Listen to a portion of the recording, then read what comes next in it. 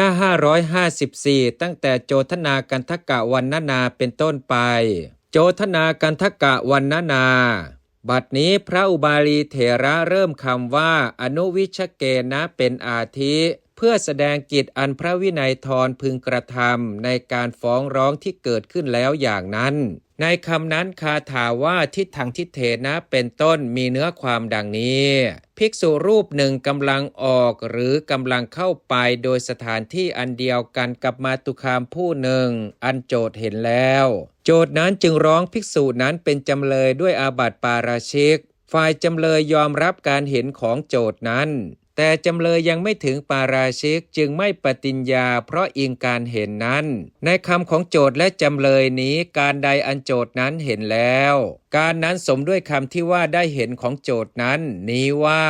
จำเลยอันข้าพเจ้าได้เห็นแล้วด้วยประการฉนี้แต่เพราะเหตุที่ฝ่ายจำเลยไม่ยอมปฏิญญาโทษเพราะอาศัยการเห็นนั้นจึงชื่อว่าผู้ถูกรังเกียจโดยไม่บริสุทธิ์อธิบายว่าเป็นผู้รังเกียจโดยไม่มีมูล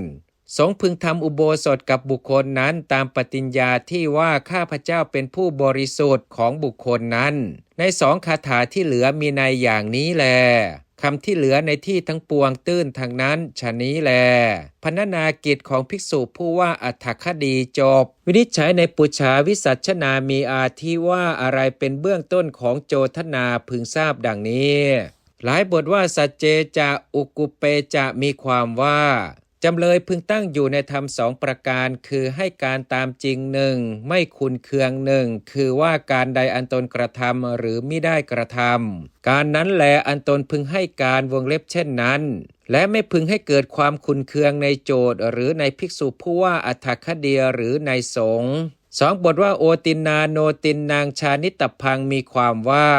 สงฆ์พึงรู้ถ้อยคำอันเข้าประเด็นและไม่เข้าประเด็นในคำนั้นมีวิธีสำหรับรู้ดังนี้